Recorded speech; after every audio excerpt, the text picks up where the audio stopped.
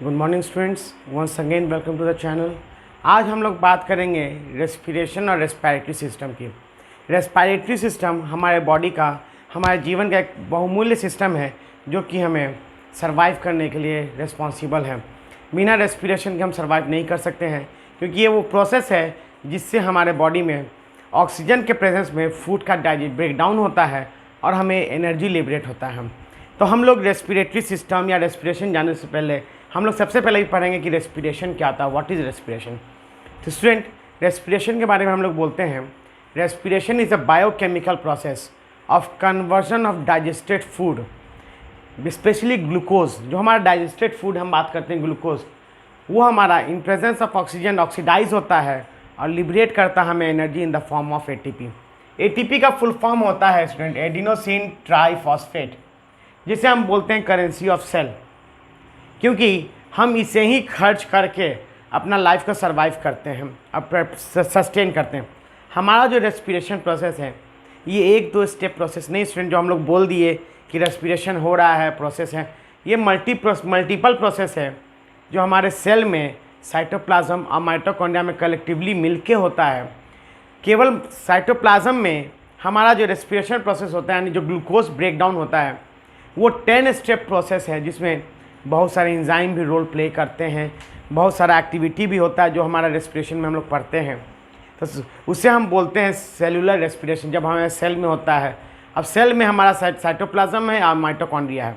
जब हमारा respiration cytoplasm में होता है, उस प्रोसेस में स्टूडेंट हम लोग बोलते हैं कि हमारा जो ग्लूकोज है C6H12O6 जो हमारा डाइजेस्टेड फूड है, इन प्रेजेंस ऑफ ऑक्सीजन साइटोप्लाज्म में पाइरूवेट बनता है, जिसे हम बोलते हैं C3H4 एंड O3। ये हमारा पाइरूवेट बनता है और 2 ATP हमें मिलता है। अब इस प्रोसेस में बेसिकली जो हमारा रेस्पिरेशन प्रोसेस है, अब ये प्रोसेस हमारा माइटोकॉन्ड्रिया, हमारे सेल के माइटोकॉन्ड्रिया के अंदर जाता है, जहाँ पे हमारा अगला प्रोसेस होता है जिसे हम बोलते हैं क्रेब्स साइकिल। क्या बोलते हैं स्टूडेंट हम इसे? Krebs cycle. और इस क्रेब्स साइकिल में हमारा ये पाइरूवेट ब्रेक करता है, CO2 H2O और 38 ATP हमें मिलता है। तो ये हमारा रेस्पिरेशन का प्रोसेस है जो हमारे बॉडी में परफॉर्म होता है। अब हम लोग बात करते हैं कि रेस्पिरेशन में हमारा मेनली क्यों ज़रूरी है, क्योंकि हमारा जब एनर्जी मिलेगा हमें या ATP बनेगा, तो उस ATP के मदद से हम लोग अपने सेल का ग्रोथ करेंगे, हमारे सेल का रिपेयर होगा, हीलिंग मेंटेनेंस होगी। यहाँ तक कि हम लोग बात कर सकते हैं, ये कह सकते हैं कि हमारे सेल का प्रोटीन या डिफरेंट अदर सेल का फॉर्मेशन के लिए हमें एनर्जी बहुत चाहिए। तो एनर्जी के सोर्स के लिए हमें ये प्रोसेस होना बहुत ज़रूरी है। अब कभी कभी हम लोग बात करते हैं कि हमारे जैसे बहुत ठंड पड़ती है तो शिवरिंग हम आदमी कपकपाता है एकदम और दांत किटकिटाता है, उससे हमारा इंस्टेंट एनर्जी प्रोड्यूस होता है। और जो मसल्स में शिवरिंग होने के कारण होता क्या है कि हमारे बॉडी में इमरजेंसी के रूप में हमारा इमरजेंसी सेल एक्टिवेट होता है और मसल्स में हमारा एक्स्ट्रा हीट प्रोड्यूस होता है और हमारे बॉडी में हीट जनरेट होता है। आखिर हीट कैसे जनरेट होता है? तभी हम लोग देख रहे थे स्टूडेंट कि जैसे हमारा डाइजेस्टेड फूड था, दैट इज़ ग्लूकोज। ये हमारा डाइजेस्टेड फूड है जिसे हम क्या बोलते हैं? ये glucose in presence of breakdown होगा तो हमें 38 ATP मिलेगा। ये 38 ATP को हम लोग ऐसे भी लिख सकते हैं 686 किलो कैलोरी बोलते हैं स्टूडेंट। ये 686 कैलोरी ही हम लोग बोलते हैं कि energy can neither be created nor be destroyed but it transfer from one form to another form. Energy ना तो बनता है ना तो डिस्ट्रॉय होता है, लेकिन एक फॉर्म से दूसरे फॉर्म में कन्वर्ट होता है, जिसे हम law of conservation of energy की बात करते हैं। तो स्टूडेंट यहाँ देखिए कि यहाँ भी हमारा law of conservation of energy follow करता है। यदि हम बोलेंगे, यदि हम इसका मॉलिक्यूलर वेट निकालें ग्लूकोज का, जो कि करीब करीब होता है 180 ग्राम, यदि इतना ग्लूकोज यदि हम बर्न करते हैं, ऑक्सीडाइज करते हैं, तो 686 किलो कैलोरी एनर्जी हमें मिलता है।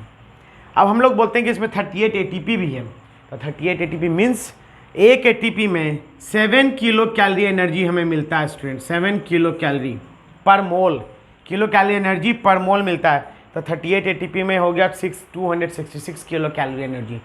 तो हम लोग बोलते हैं कि टोटल 686 किलो कैलोरी मिला, जिसमें 266 किलो कैलोरी एनर्जी हम लोग ने खर्च कर दिया केवल और केवल ATP बनाने में। तो रेस्ट अमाउंट जो एनर्जी बना दैट इज़ 420 किलो कैलोरी, जो कि हमारे बॉडी को हीट एनर्जी बनाने में मदद करता है। तो यही हीट एनर्जी है जो हमारे बॉडी में हमें बॉडी को गर्म करता है। अब हम लोग बोलते हैं रेस्पिरेशन दो प्रोसेस कब से होता है, एक होता है एरोबिक और एक होता है anaerobic. Aerobic means in presence of air, जब प्रोसेस हमारा एरोबिक होता है इन प्रेजेंस ऑफ एयर, जो हम लोग यहाँ बात कर रहे हैं कि ये हमारा एरोबिक रेस्पिरेशन प्रोसेस है, जिसमें glucose in presence of oxygen cytoplasm में ऑक्सीडाइज होकर हमें पाइरूवेट मिलता है। ये जो प्रोसेस है जिसमें 6 कार्बन चेन, ग्लूकोज का जो 6 कार्बन चेन है ये 3 कार्बन चेन में कन्वर्ट हो जाता है। इस प्रोसेस को हम लोग बोलते हैं स्टूडेंट ग्लाइकोलाइसिस। फर्दर हम लोग बोलते हैं कि अब ये प्रोसेस माइटोकॉन्ड्रिया में एंटर करता है सेल में, जिसे हम लोग power house of the cell बोलते हैं, जहाँ पे हमारा CO2 H2 और 38 ATP निकला। तो ये प्रोसेस हमारा एरोबिक रेस्पिरेशन है। यदि हम एनएरोबिक रेस्पिरेशन की बात करें student, anaerobic means an means without, aerobes means air, यानी इन एब्सेंस ऑफ एयर। तो ये कहाँ होगा एनएरोबिक रेस्पिरेशन हमारा स्टूडेंट? एग्जाम्पल यदि हम बात करें तो एनएरोबिक रेस्पिरेशन ईस्ट में होगा, बैक्टीरिया में होगा। तो यहाँ पे क्या होता है स्टूडेंट एनएरोबिक रेस्पिरेशन में? तो एनएरोबिक रेस्पिरेशन में यदि माइक्रोब्स में बात करें तो ग्लूकोज साइटोप्लाज्म में ब्रेक करके पाइरूवेट बनता है। तो ये हमारा वो प्रोसेस है जहाँ पे 6 कार्बन चेन फिर से हमारा 3 कार्बन चेन बनता है। तो ये हमारा क्या है? ग्लाइकोलाइसिस प्रोसेस, जो कि हमारा कॉमन है, एरोबिक हो चाहे एनारोबिक हो। अब अगला प्रोसेस हमारा माइटोकॉन्ड्रिया में नहीं होके साइटोप्लाज्म में होता है, जहाँ पे हमारा जो पाइरूवेट था ये ब्रेक डाउन होता है और हमें बनता है इथेनॉल, जिससे हम लोग इथाइल अल्कोहल का फॉर्मेशन या प्रोडक्शन करते हैं। अब हम लोग बात करते हैं यदि ठीक हमारा एनारोबिक रेस्पिरेशन प्रोसेस यदि हमारे मसल सेल्स में हो, तो यहाँ क्या होगा स्टूडेंट्स कि हमारे मसल्स में, जहाँ हमारा मसल्स में मायोग्लोबिन प्रोटीन पाया था जो कि ऑक्सीजन कैरी करता है, वहाँ पे हमारा ग्लूकोज जो होगा, क्योंकि हमारे मसल्स को भी वर्क करने के लिए ग्लूकोज चाहिए, तो वहाँ पे ऑक्सीजन के कमी में, एब्सेंस ऑफ ऑक्सीजन, ये हमारा ब्रेकडाउन होगा। क्या बनेगा? Pyruvate plus 2 ATP। अब यही पाइरूवेट फर्दर हमारा साइटोप्लाज्म में ही, यानी हमारा एनारोबिक रेस्पिरेशन माइटोकॉन्ड्रिया में नहीं होता है। एनारोबिक रेस्पिरेशन का प्रोसेस जब भी होगा तो हमारे साइटोप्लाज्म में होगा, और साइटोप्लाज्म में ये हमारा क्या बनता है?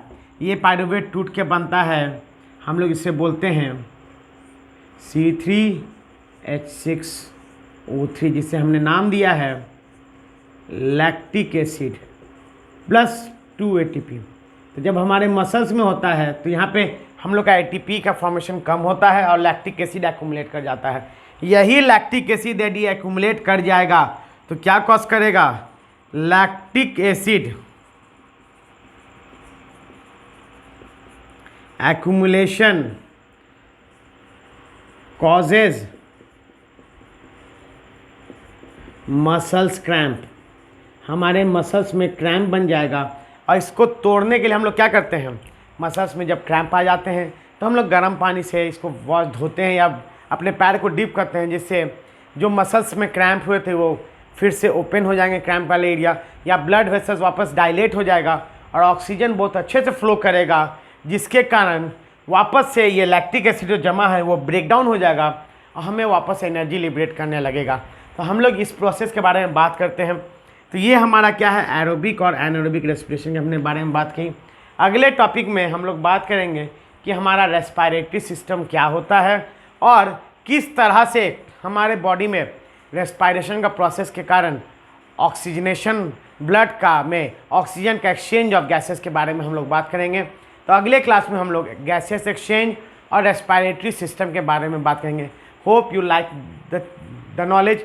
Please like and subscribe my channel. Thank you.